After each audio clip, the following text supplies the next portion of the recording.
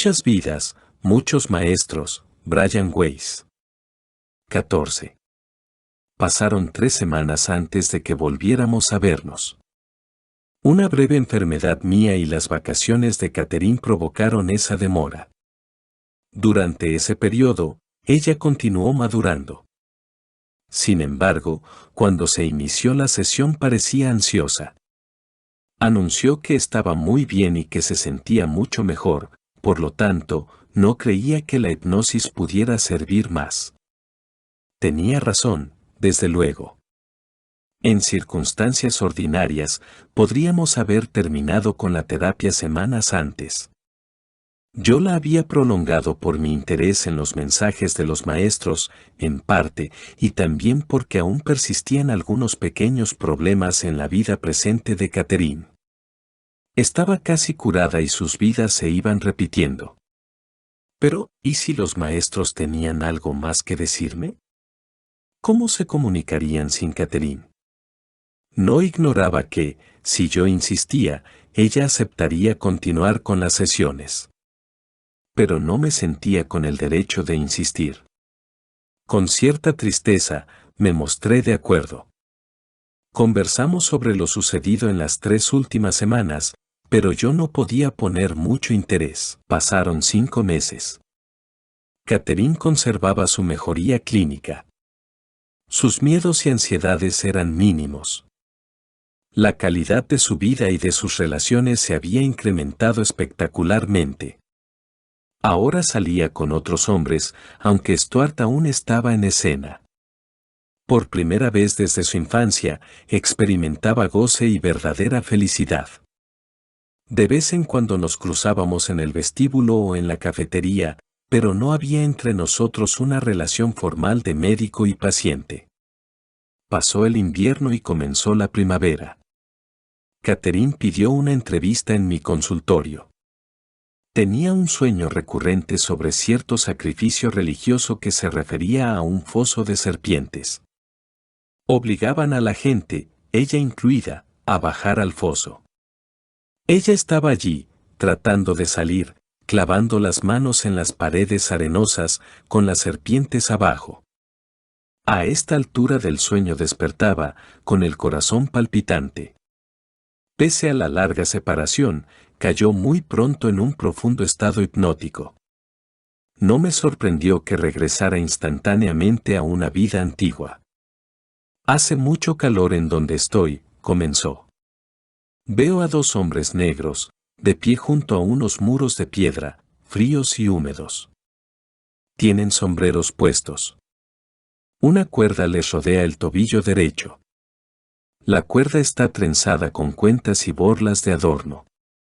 Están construyendo un depósito con piedra y arcilla, ponen trigo allí, una especie de cereal molido. El cereal se trae en un carro con ruedas de hierro. En una parte de la carreta hay esterillas tejidas. Veo agua, muy azul. Alguien da órdenes a los otros. Hay 3 peldaños que bajan al granero. Fuera, la estatua de un dios. Tiene cabeza de animal, de ave, y cuerpo de hombre. Es un dios de las estaciones. Los muros están impermeabilizados con una especie de brea, para evitar que entre el aire y para mantener fresco el cereal. Me pica la cara. Veo cuentas azules en mi pelo. Hay bichos ahí, moscas, que me producen escozor en la cara y en las manos. Me pongo algo pegajoso en la cara para espantarlas, tiene un olor horrible, es savia de algún árbol. Tengo trenzas en el pelo y cuentas en las trenzas, con hebras de oro. Mi pelo es negro oscuro. Formo parte de la casa real. Estoy allí por alguna festividad. He venido a ver cómo se ungen los sacerdotes, una fiesta a los dioses por la próxima cosecha. Solo hay sacrificios de animales, de humanos, no. La sangre de los animales sacrificados corre desde una plataforma blanca hasta un cuenco, corre por la boca de una serpiente. Los hombres usan pequeños sombreros dorados. Todo el mundo es de tez oscura. Tenemos esclavos de otras tierras, de allende el mar. Calló.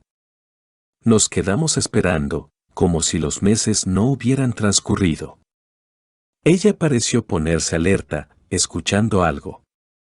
Todo es tan rápido, tan complicado, lo que me dicen, sobre el cambio, el crecimiento y los diferentes planos.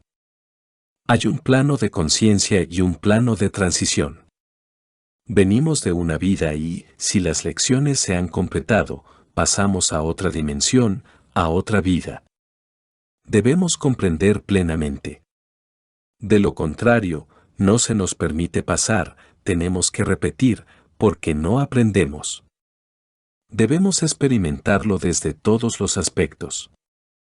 Debemos conocer el lado de las carencias, pero también el de la entrega. Hay muchísimo que saber, muchísimos espíritus dedicados a eso. Por eso estamos aquí. Los maestros son solo uno en este plano. Catherine hizo una pausa. Luego habló con la voz del maestro poeta. Se dirigía a mí. Lo que ahora decimos es para ti. Debes aprender ahora por medio de tu propia intuición. Al cabo de algunos minutos, Catherine volvió a su suave murmullo. Hay una cerca negra, dentro, lápidas. Ahí está la tuya. ¿La mía? Pregunté, sorprendido por la visión. Sí. ¿Puedes leer la inscripción? El nombre es Noble, 1668 a 1724. Sobre ella hay una flor. ¿Es en Francia o en Rusia? Usabas un uniforme rojo, te caíste de un caballo. Hay un anillo de oro, con una cabeza de león, usado como insignia. No hubo más. Según interpreté, la declaración del maestro poeta significaba que no habría más revelaciones por medio de la hipnosis de Catherine. En efecto, así fue. No hubo más sesiones. Su curación era completa y yo había aprendido todo lo que podía aprender mediante las regresiones. El resto, lo que estaba en el futuro, tendría que aprenderlo mediante mi propia intuición. 15. 2 meses después de nuestra última sesión, Catherine llamó para pedir una entrevista, diciendo que tenía algo muy interesante que contarme. Cuando entró en el consultorio me sorprendió por un instante la presencia de la nueva Catherine, feliz, sonriente, irradiando una paz interior que la hacía refulgir. Por un momento pensé en la Catherine de un principio, en lo mucho que había progresado en tan corto tiempo. Catherine había ido a visitar a Iris Saltzman, una conocida astróloga psíquica que se especializaba en lectura de vidas pasadas. Eso me sorprendió un poco, pero comprendí la curiosidad de Catherine y su necesidad de buscar alguna confirmación de lo que había experimentado. Me alegró que sintiera la suficiente confianza como para hacer eso. En tiempos recientes, una amiga le había hablado de Iris. Llamó para pedirle una entrevista, sin decir nada a Iris de lo que había ocurrido en mi consultorio. Iris le pidió solo la fecha, la hora y el lugar de su nacimiento. Según le explicó, con eso construiría una carta astral que, en conjunción con sus propios dones intuitivos, le permitiría discernir detalles de las vidas pasadas de Catherine. Era la primera experiencia de mi paciente con una parapsicóloga y no sabía qué esperar. Para asombro suyo, Iris corroboró la mayor parte de lo que ella había descubierto bajo hipnosis. La psíquica fue pasando gradualmente de un estado alterado de conciencia, lo conseguía hablando y tomando anotaciones en el gráfico astrológico, apresuradamente construido. Minutos después de haber entrado en ese estado, Iris se llevó la mano al cuello y anunció que, en una vida anterior, Catherine había sido estrangulada y degollada. El degüello se había producido en tiempos de guerra. Iris veía llamas y destrucción en la aldea muchos siglos antes. Dijo que, por entonces, Catherine era un hombre joven. Con ojos vidriosos, La describió acto seguido como un hombre joven vestido de uniforme naval, con pantalones negros, cortos, y zapatos de hebillas extrañas. De pronto se apretó la mano izquierda y experimentó un dolor palpitante, exclamando que algo agudo le había atravesado la mano y que le dejaría una cicatriz permanente.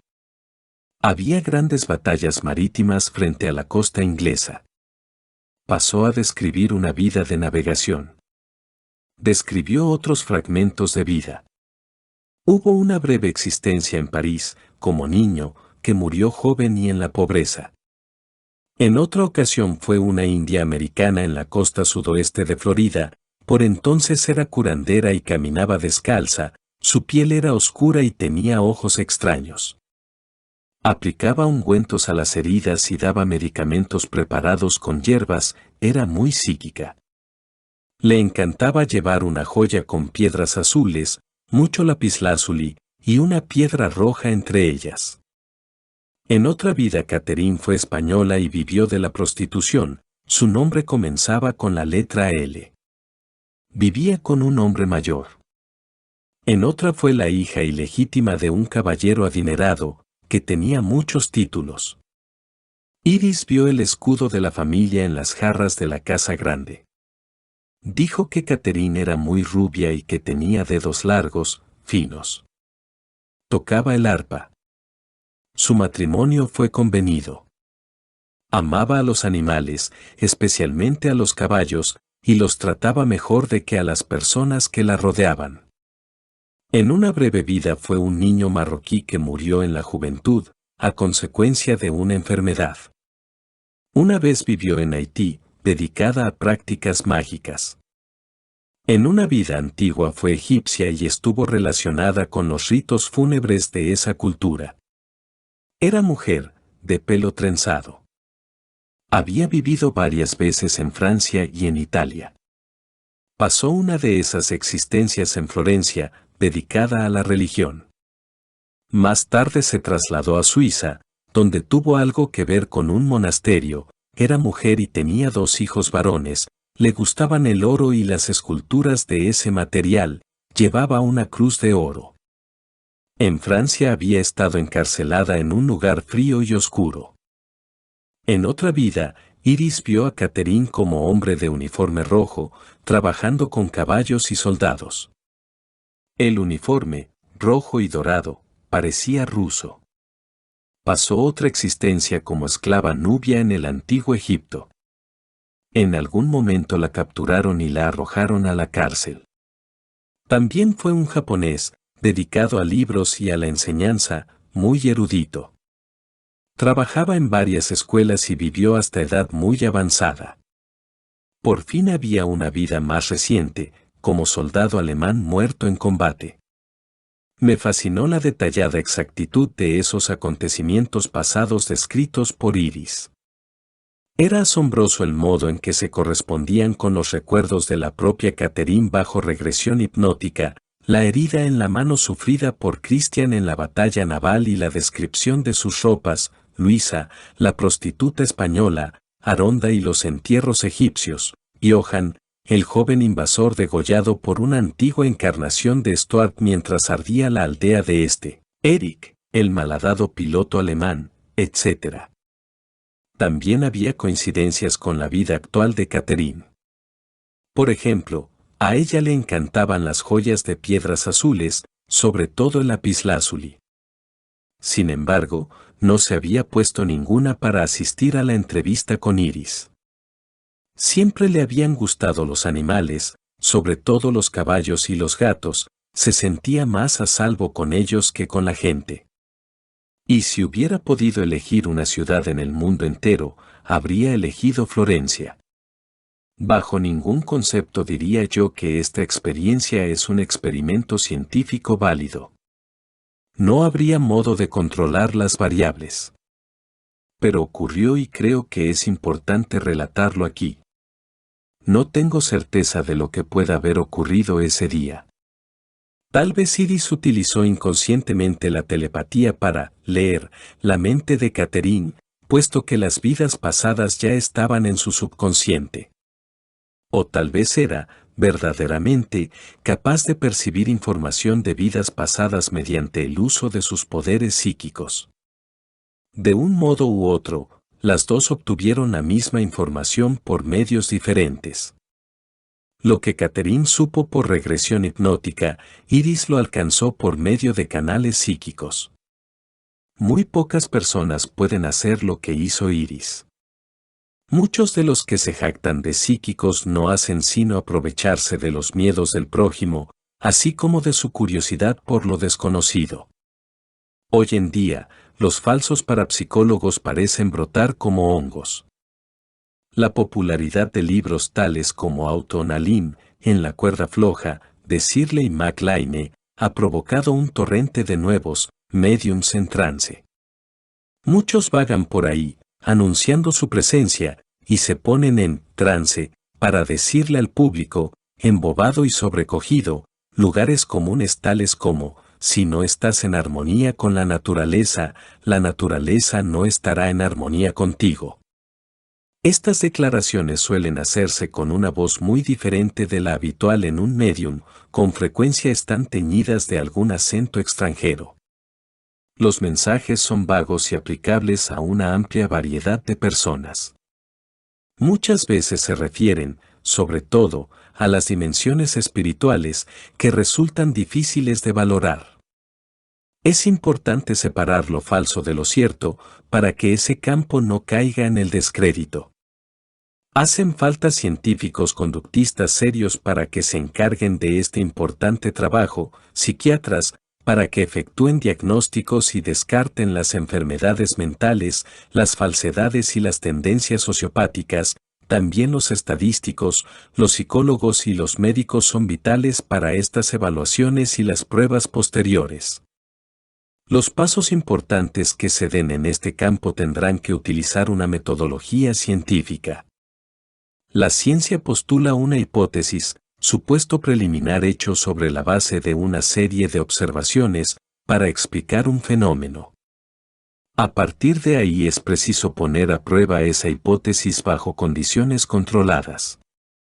Es preciso demostrar y reproducir los resultados de esas pruebas antes de formar una teoría. Una vez que los científicos obtienen una teoría aparentemente sólida, esta debe ser puesta a prueba una y otra vez por otros investigadores, con resultados iguales. Los estudios detallados, científicamente satisfactorios, de los doctores Joseph Berain, de la Universidad de Duke, y Ian Stevenson, de la Universidad de Virginia, Departamento de Psiquiatría, Gertrude Schmeidler, del Colegio de la Ciudad de Nueva York, y muchos otros investigadores serios, demuestran que esto es posible. 16. Han pasado casi 4 años desde que Catherine y yo compartimos esta increíble experiencia. Nos ha cambiado profundamente a ambos. De vez en cuando ella pasa por mi consultorio para saludarme o para analizar algún problema que pueda tener. Nunca ha sentido la necesidad ni el deseo de someterse a otra regresión, ya sea para resolver un síntoma o para averiguar qué relación pueda haber tenido en el pasado con las personas a quienes acaba de conocer. La obra está terminada. Catherine está ahora en libertad para disfrutar plenamente de su vida, sin verse paralizada por sus síntomas incapacitantes. Ha hallado una felicidad y un contento que nunca había creído posibles. Ya no teme a la enfermedad ni a la muerte. Para ella la vida tiene un significado y un objetivo, puesto que está equilibrada y en armonía consigo misma. Irradia una paz interior que muchos desean, pero pocos obtienen. Se siente más espiritual. Para Catherine, lo que ha ocurrido es muy real. No duda de la verdad de ningún fragmento, lo acepta todo como parte integrante de su persona, tal como es. No tiene interés alguno en estudiar los fenómenos psíquicos, pues considera que sabe, como nunca podría saber mediante libros o conferencias. Muchas veces la buscan personas que van a morir o que van a perder a un miembro de su familia. Ella parece atraerlos. Se sienta a conversar con ellos y logra que se sientan mejor. Mi vida ha cambiado casi tan drásticamente como la de Catherine. Me he vuelto más intuitivo, capto mejor las partes ocultas de mis pacientes, colegas y amigos. Al parecer, sé muchas cosas sobre ellos aún antes de lo debido. Mi sistema de valores, las metas de mi vida han adquirido un enfoque más humanista, menos acumulativo. Psíquicos, médiums, curanderos y otros aparecen en mi vida con una frecuencia cada vez mayor, y he comenzado a evaluar sistemáticamente sus habilidades. Querel se ha desarrollado junto conmigo. Es especialmente capaz cuando se trata de ayudar en los casos de fallecimiento. Ahora dirige grupos de apoyo para pacientes que agonizan por el SIDA. He comenzado a meditar, cosa que, hasta hace poco, creía factible solo para hindúes y californianos. Las lecciones transmitidas por medio de Catherine se han convertido en parte consciente de mi vida cotidiana. Al recordar el significado más profundo de la vida, al pensar en la muerte como parte natural de la existencia, me he vuelto más paciente, más empático, más afectuoso. También me siento más responsable de mis acciones, tanto las negativas como las elevadas. Sé que habrá que pagar un precio. Lo que va, efectivamente, vuelve. Aún escribo artículos científicos, doy conferencias en congresos de profesionales y dirijo el departamento de psiquiatría. Pero ahora vivo entre dos mundos, el mundo fenoménico de los 5 sentidos, representado por el cuerpo y las necesidades físicas, y el mundo mayor de los planos no físicos, representados por el alma y el espíritu. Sé que los mundos están vinculados, que todo es energía. Sin embargo, muchas veces parecen guardar gran distancia entre sí. Mi trabajo consiste en conectar esos mundos, en documentar cuidadosa y científicamente esa unidad. Mi familia ha mejorado. Tanto Querel como Amy han descubierto en sí capacidades psíquicas que superan el promedio normal, y alentamos alegremente el desarrollo de esos poderes. Jordan se ha convertido en un potente y carismático adolescente, líder por naturaleza. Por mi parte, por fin me estoy volviendo menos serio. Y a veces tengo sueños que se salen de lo común. En los meses que siguieron a la última sesión de Catherine, en mis sueños comenzó a aparecer una tendencia peculiar. A veces tenía un sueño vívido, en el cual me encontraba escuchando una conferencia o formulando preguntas al conferenciante. El nombre de ese maestro era Filón.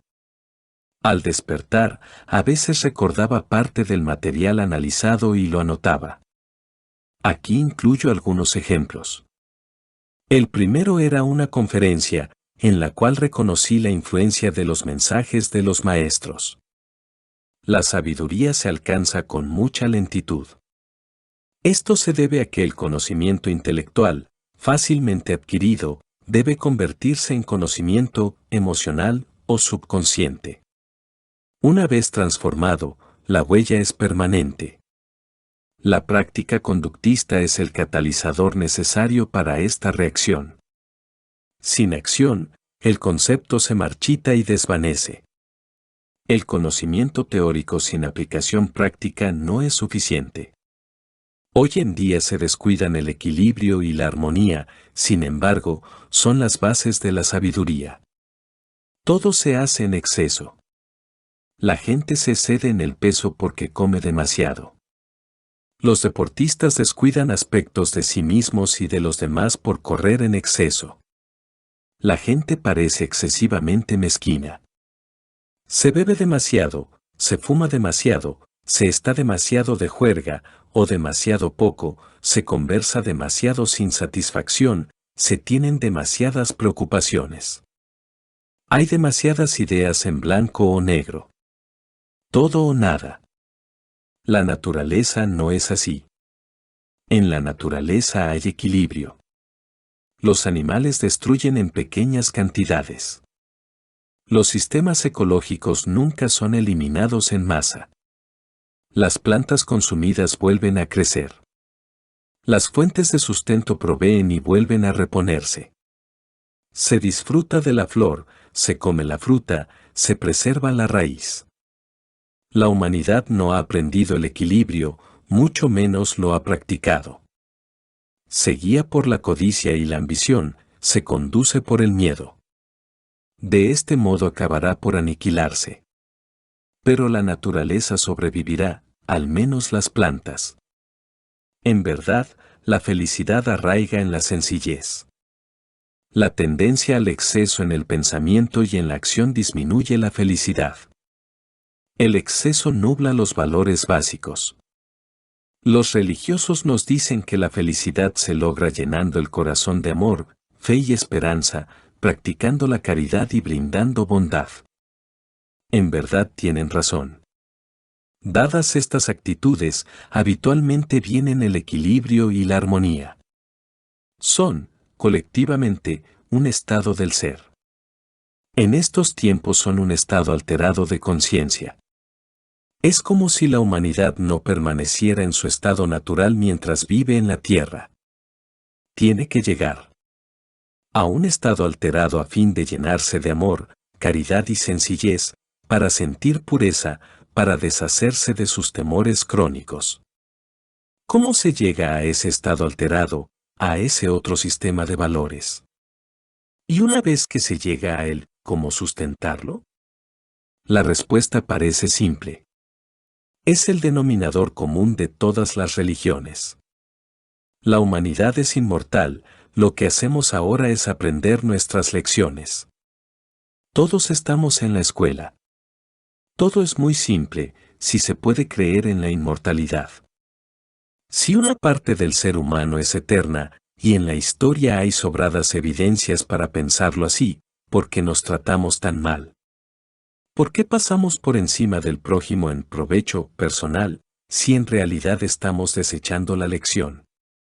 Al parecer, todos vamos hacia el mismo sitio, aunque a diferente velocidad. Nadie es más grande que los demás. Analicemos las lecciones. Intelectualmente, las respuestas siempre han estado ahí, pero esta necesidad de actualizarlas por experiencia, de hacer permanente la huella subconsciente al emocionalizar y practicar el concepto, es la clave de todo. No basta memorizar en la escuela dominical. Parlotear sin practicar de nada sirve. Resulta fácil leer sobre el amor, la caridad y la fe, o conversar sobre ello. Pero practicarlos, sentirlos, requiere casi un estado alterado de conciencia. No se trata del estado transitorio inducido por las drogas, el alcohol o una emoción inesperada. El estado permanente se alcanza mediante el conocimiento y la comprensión. Se mantiene mediante la actividad física, mediante la acción y la práctica. Consiste en tomar algo casi místico y transformarlo en cosa de todos los días mediante la práctica, haciendo de eso un hábito. Comprendamos que nadie es mejor que otro. Sintámoslo. Practiquemos la ayuda al prójimo. Todos remamos en el mismo bote. Si no lo hacemos juntos, nuestros equipos se encontrarán muy solos. Otra noche, en un sueño diferente, hice una pregunta: ¿por qué dice usted que todos somos iguales, cuando las contradicciones obvias son tan evidentes? Diferencia en las virtudes, en el temperamento, el dinero, los derechos, la capacidad y el talento, la inteligencia, la aptitud para las matemáticas, y así hasta el infinito.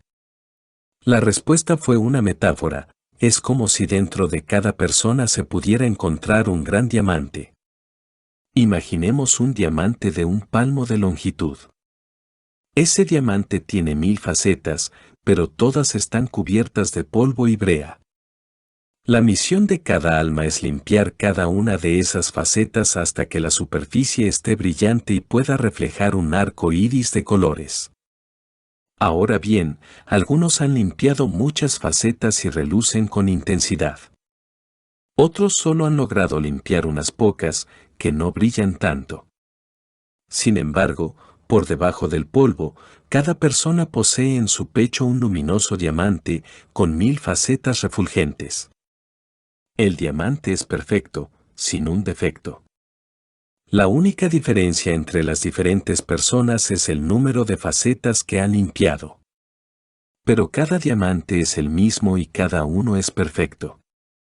Cuando todas las facetas estén limpias y brillen en el espectro de la luz, el diamante volverá a la energía pura que fue en su origen. La luz permanecerá.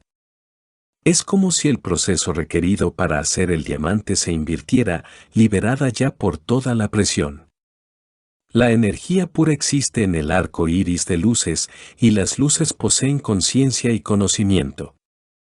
Y todos los diamantes son perfectos. A veces, las preguntas son complicadas y las respuestas, simples. ¿Qué debo hacer?, preguntaba yo en un sueño. Sé que puedo tratar y curar a la gente que sufre. Vienen a mí en mayor número de los que puedo atender. Estoy muy cansado. Pero, ¿puedo negarme cuando me necesitan tanto? ¿Es correcto decir, ya basta? Tu papel no es el ser un salvavidas, fue la respuesta. El último ejemplo que voy a citar fue un mensaje a otros psiquiatras. Desperté a eso de las 6 de la mañana, en mi sueño había estado dando una conferencia a una vasta congregación de psiquiatras. En la carrera hacia la cada vez mayor incorporación de la medicación en psiquiatría, es importante que no abandonemos las enseñanzas tradicionales de nuestra profesión, aunque a veces parezcan vagas. Somos nosotros quienes aún conversamos con nuestros pacientes, con paciencia y compasión. Aún nos tomamos tiempo para hacerlo. Facilitamos el entendimiento conceptual de la enfermedad, curando con comprensión y mediante el descubrimiento inducido del conocimiento de sí mismo, no solo con rayos láser. Aún utilizamos la esperanza para curar. En esta época actual, otras ramas de la medicina consideran que estos enfoques tradicionales de la curación son demasiado ineficaces, que consumen tiempo y no tienen base. Prefieren la tecnología al diálogo, la química de sangre analizada por computadora a la química personal entre el paciente y el médico, que cura al paciente y proporciona satisfacción al médico. Los enfoques idealistas, éticos, personalmente gratificantes de la medicina, pierden terreno ante los económicos, eficientes, aislantes y destructores de la satisfacción. Como resultado, nuestros colegas se sienten cada vez más aislados y deprimidos. Los pacientes, masificados y vacíos, como si nadie se ocupara de ellos. Debemos evitar la seducción de la alta tecnología. Antes bien, deberíamos ser modelos para nuestros colegas. Deberíamos demostrar que la paciencia, la comprensión y la compasión ayudan tanto al paciente como al médico. Reservar más tiempo para dialogar, para enseñar, para despertar la esperanza y la expectativa de curación, estas cualidades del médico, curandero, medio olvidadas, son las que debemos emplear siempre, como ejemplo para nuestros médicos colegas. La alta tecnología es maravillosa para la investigación y para facilitar la comprensión de la enfermedad humana. Puede ser un valioso instrumento clínico, pero jamás reemplazará las características y los métodos inherentemente personales de los verdaderos médicos. La psiquiatría puede ser la más digna de las especialidades médicas. Somos los maestros. No deberíamos abandonar este papel en aras de la asimilación, ahora menos que nunca. Aún tengo ese tipo de sueños, aunque solo ocasionalmente. Con frecuencia, mientras medito, mientras conduzco por la autopista o incluso en las ensoñaciones, me surgen en la mente frases, ideas, visualizaciones. Muchas veces se parecen muy poco a mi modo consciente y habitual de pensar o conceptualizar. Suelen ser muy oportunos para resolver cuestiones o preguntas del momento. Los usos en la terapia y en mi vida cotidiana. Considero que estos fenómenos son una expansión de mis capacidades intuitivas y me siento alentado por ellos. Para mí, son la señal de que me encamino en la dirección correcta, aunque aún me reste mucho camino por recorrer. Presto atención a mis sueños y a mis intuiciones. Cuando lo hago, todo parece marchar bien. En caso contrario, invariablemente algo falla. Aún siento a los maestros a mi alrededor. No estoy seguro de que ellos influyan en mis sueños y mis intuiciones, pero sospecho que sí. Epílogo. Este libro está ya completo, pero la historia continúa. Catherine sigue curada, sin que se hayan repetido sus síntomas originarios. Al inducir a regresión a otros pacientes he puesto mucho cuidado. Me guío por la constelación particular de síntomas de cada uno y por lo refractario que se muestre a otros tratamientos, por la disposición a dejarse hipnotizar con facilidad, por su aceptación de este enfoque y por la certeza intuitiva de que es el camino a seguir. Desde el caso de Catherine he llevado en regresiones detalladas a múltiples vidas pasadas a 12 pacientes más. Ninguno de ellos era psicópata, tenía alucinaciones ni padecía de personalidad múltiple. Todos mejoraron espectacularmente. Esos 12 pacientes tienen personalidades y antecedentes muy dispares. Un ama de casa judía, de Miami, recuerda vívidamente haber sido violada por un grupo de soldados romanos en Palestina, poco después de la muerte de Jesús. Administró un burdel en Nueva Orleans, en el siglo XIX, en la Edad Media vivió en un monasterio francés y tuvo una vida dolorosa en Japón. Aparte de Catherine, es la única de mis pacientes que ha podido transmitirme mensajes del estado intermedio. Esos mensajes son sumamente psíquicos. También ella apuntó hechos y datos de mi pasado. Tiene una facilidad aún mayor para predecir acertadamente acontecimientos futuros. Sus mensajes provienen de un espíritu en especial, y actualmente estoy catalogando con cuidado sus sesiones. Aún soy científico. Todo ese material debe ser analizado, evaluado y verificado. Los otros no pudieron recordar mucho, aparte de morir, el abandono del cuerpo y flotar hasta la luz brillante. Ninguno pudo transmitirme mensajes o pensamientos. Pero todos tenían vívidos recuerdos de sus vidas anteriores. Un brillante corredor de bolsa llevó una existencia agradable, aunque aburrida, en la Inglaterra victoriana. Un artista fue torturado durante la Inquisición española. El propietario de un restaurante, que no podía cruzar en automóvil puentes ni túneles, recordó haber sido sepultado vivo en una antigua cultura del Próximo Oriente. Un joven médico recordó su trauma en el mar cuando era vikingo. Un ejecutivo de televisión fue atormentado en Florencia hace 600 años. La lista continúa. Todas estas personas recordaron también otras vidas. Los síntomas se resolvían al desplegarse las vidas.